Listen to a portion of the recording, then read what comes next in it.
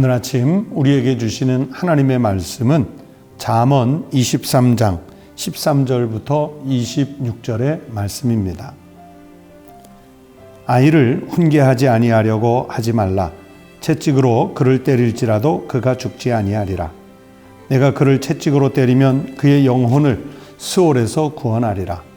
내 아들아, 만일 내 마음이 지혜로우면 나 곧 내 마음이 즐겁겠고, 만일 내 입술이 정직을 말하면 내 속이 유쾌하리라. 내 마음으로 죄인의 형통을 부러워하지 말고 항상 여호와를 경외하라. 정령이 내 장래가 있겠고 내 소망이 끊어지지 아니하리라. 내 아들아, 너는 듣고 지혜를 얻어 내 마음을 바른 길로 인도할지니라. 술을 즐겨하는 자들과 고기를 탐하는 자들과도 더불어 사귀지 말라. 술 취하고 음식을 탐하는 자는 가난하여질 것이요 잠자기를 즐겨하는 자는 헤어진 옷을 입을 것임이니라. 너를 낳은 아비에게 청종하고 내 늙은 어미를 경히 여기지 말지니라. 진리를 사되 탈지는 말며 지혜와 훈계와 명철도 그리할지니라. 의인의 아비는 크게 즐거울 것이요 지혜로운 자식을 낳은 자는 그로 말미암아 즐거울 것이니라. 내 부모를 즐겁게 하며 너를 낳은 어미를 기쁘게 하라.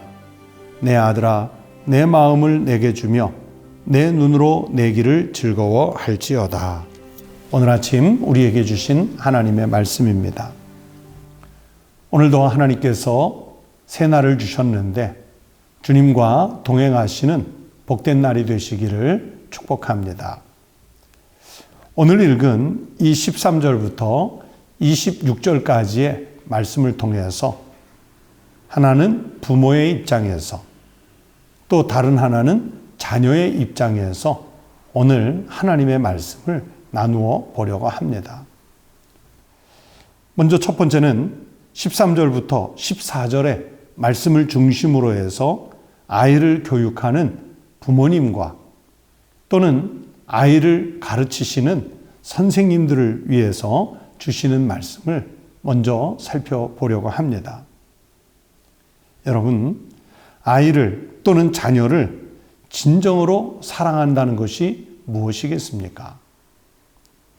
아이가 하고 싶은 것 다 하게 해주고, 아이가 하는 말 무조건 다 수용해주고, 아이가 가고자 하는 곳이 있으면 무조건 다 가게 해주고, 그렇게 무조건 오냐 하면서 키우는 것이 과연 우리의 자녀를 또는 내가 가르치는 아이를 가장 잘 가르치는 길이겠습니까? 그것은 아닙니다. 달콤한 것을 주는 것이, 그래서 아이가 그 단맛에 취하도록 제공해 주는 것이 아이를 잘 가르치는 것이겠습니까? 물론 아닙니다. 언젠가 우리 한국 사회에 큰 충격을 주었던 연쇄 살인범이 잡힌 적이 있습니다. 그가 구속돼서 신문 기자들에게 했던 말이 있습니다.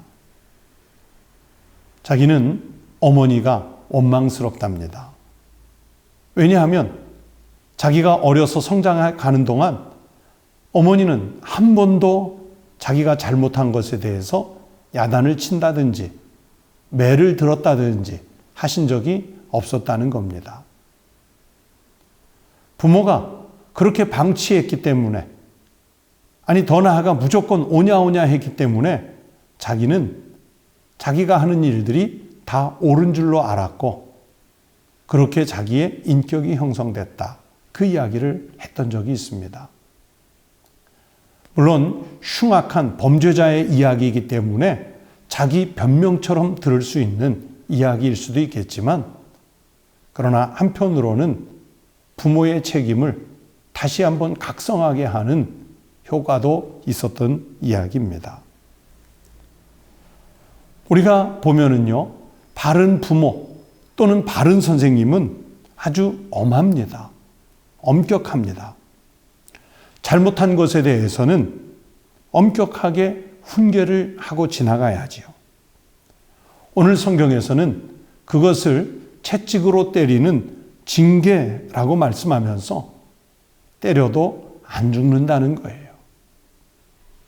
물론 오늘날 사람들이 말하는 가정폭력처럼 무자비하게 아이를 치고 학대하고 그러라는 뜻은 당연히 아니죠. 오히려 이 말씀 속에서 채찍으로 때리는 징계는 사랑의 매입니다. 아이의 성장과 성숙을 위한 사랑의 매입니다. 그러므로 이 사랑의 매는 오히려 아이의 영혼을 살릴 수 있는 아주 좋은 방법입니다. 오늘 14절 말씀에 보면 내가 그를 채찍으로 때리면 그의 영혼을 스올에서 구원해낸다. 그렇게 말씀하셨습니다. 여러분, 스올이 무엇입니까? 스올은 악인들이 죄의 대가로 하나님의 심판을 받고 갇혀있는 아주 고통스러운 곳인데 우리 자녀가 혹은 나의 어린이가 그 스올에 들어가지 않도록 어렸을 때부터 하나님의 말씀으로 양육을 하면 과정의 훈계를 위해 징계를 위해 채찍을 또는 회초리를 들라는 말씀입니다. 여러분 선택하십시오. 내가 세상에서 정말 가장 귀하다고 여기는 내 자녀를 영원한 지옥에 던져 놓을 것인가? 아니면 신앙의 교육을 통해서 영원한 생명으로 옮겨 놓을 것인가? 우리 자녀들에게 오늘 부모가 어떤 교육을 하느냐에 따라 우리 자녀들이 영원한 삶을 택하는 장소는 극과 극으로 나뉘어지게 됩니다. 다소 마음속에 아픔을 품고라도 자녀를 정말 사랑한다면 이 세상의 스올 같은 곳에서 우리 자녀를 또는 나의 제자를 건져낼 수 있도록 엄하게 하나님 말씀으로 징계하고 훈계하고 양육하고 인도할 수 있는 부모님이요 또는 선생님들이 꼭 되시기를 바랍니다. 또 두 번째는 22절 말씀부터 25절까지의 말씀을 중심으로 자녀의 입장에서 말씀을 드리겠습니다. 여러분, 부모 공경은 자식의 의무라는 것이 성경의 가르침입니다. 출애굽기 20장 12절에서 10계명의 다섯 번째 계명은 내 부모를 공경하라. 그렇게 너무도 분명하게 명령을 해 주셨습니다. 골로새서 3장 20절에서는 하나님께서 사도 바울을 통해 말씀을 주셨습니다. 자녀들아 모든 일에 부모에게 순종하라. 이는 주 안에서 기쁘게 하는 것이니라. 여러분, 순종이 과연 무엇일까요? 왜 순종을 해야 할까요?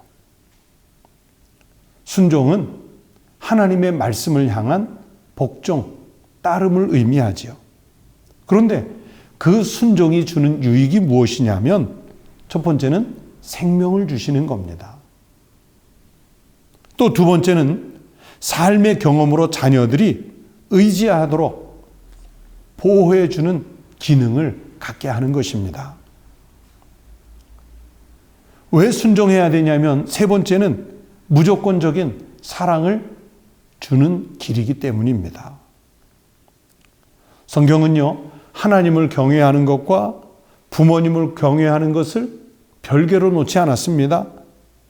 레위기 19장 1절, 2절에서 율법을 통해 말씀해 주시기를 하나님이 거룩하시니 우리도 거룩하라고 말씀하시면서 내 부모를 경외하라고 말씀하셨습니다. 그것이 바로 거룩한 길로 가는 길이기 때문입니다. 여러분, 자녀가 부모에게 순종하고 공경한다는 것이 제물로만 공경하면 되겠습니까? 내가 출세해서 이름을 알리는 것으로 공경의 의무를 다했다고 여겨지십니까? 아니지요. 24절 말씀해 보시면 의인의 아비는 크게 즐거울 것이요 지혜로운 자식을 낳은 자는 그로 말미암아 즐거울 것이니라 말씀하셨습니다. 즉 의인이 되면 아버지를 기쁘게 합니다. 또 지혜로운 자식이 되면 부모님을 기쁘고 즐겁게 해줍니다. 여기서 의인이 되고 여기서 지혜로운 자식이 된다는 것은 하나님의 말씀을 받아서 하나님의 말씀에 순종하는 자녀가 됐을 때 이룰 수 있는 길입니다. 바로 그렇게 하나님 말씀을 따라 순종함으로써 의인이 되고 지혜로운 자식이 되면 어떤 결과가 오느냐? 오늘 성경 25절이 말씀합니다. 내 부모를 즐겁게 하며 너를 낳은 어미를 기쁘게 하라. 이런 결과가 오는 거예요. 부모가 자녀를 신앙으로 잘 양육해 놓으면 그 자녀는 부모님 앞에서 바로 이런 자녀가 되는 것입니다. 사랑하는 우리 성도 여러분, 부모님이십니까? 그러면 하나님의 말씀으로 양육하십시오. 자녀이십니까? 그러면 오늘 의로운 일로 부모님을 기쁘고 즐겁게 할 일이 무엇이 있을까? 그것을 생각해 보십시오. 그래서 바로 그 일을 하십시오. 하나님 뜻이라면, 말씀에 적합한 것이라면 바로 그 일을 하십시오. 그러면 내가 그 일을 행했다는 소식이 부모님 귀에 들어갔을 때 부모가 즐겁게 되고 부모가 기쁘게 되는 그런 역사가 일어나게 될 줄로 믿습니다. 오늘 하루 믿음의 부모로서 그리고 믿음의 자녀로서 복된 날을 살아가시는 우리 교회의 모든 성도들이 되시기를 주님의 이름으로 축복합니다. 기도하겠습니다. 하나님 아버지 감사합니다. 저희들에게 부모가 되는 축복을 허락해 주시고 믿음의 부모 밑에 낳은 자녀가 되는 축복을 허락해 주셔서 감사를 드립니다. 부모는 신앙의 부모가 되고 자녀는 말씀으로 양육받은 자녀가 되어 장차 하나님 나라에 주께서 쓰시고자 하실 때 크고 귀하고 복되게 쓰일 수 있는 믿음의 가정이요 가문들이 되게 하여 주시옵소서. 부모님들이 자녀 키우는 것이 그저 인간의 소유와 욕구에 의해서가 아니라 하나님의 뜻이 어디에 있을까 늘 여쭈면서 하나님 말씀대로 잘 양육하는 부모가 되게 하시고 부모가 가르치는 신앙의 길을 자녀들은 순종으로 배우고 따라서 부모님을 기쁘고 즐겁게 할 수 있는 믿음의 자녀들이 되게 하여 주시옵소서.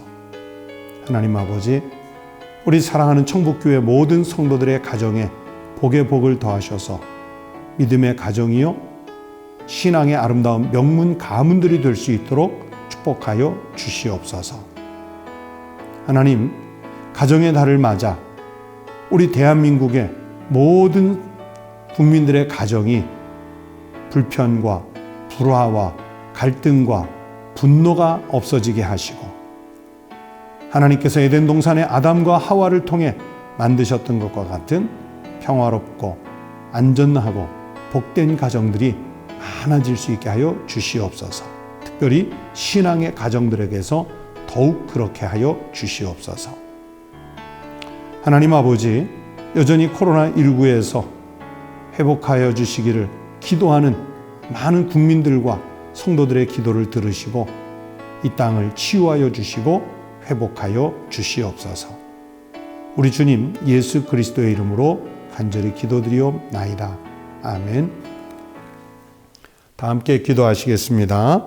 첫 번째는 나라의 정치, 경제, 사회, 문화 이런 것들이 빠르게 회복되어서 올바르게 작동할 수 있도록 기도해 주시기 바랍니다.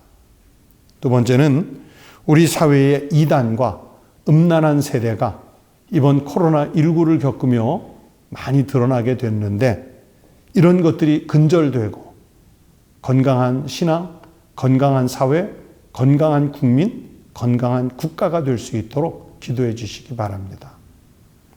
세 번째는 전염병이 그치고 침체된 우리 시대, 우리 사회가 다시 회복될 수 있도록 한 걸음 더 나아가 크게 도약할 수 있도록 기도해 주시기 바랍니다. 네 번째는 우리들의 가정이 신앙의 가정이 되고 대를 이어 신앙의 가문을, 명문 가문을 이루어갈 수 있도록 기도해 주시기 바랍니다. 다 함께 기도하시겠습니다.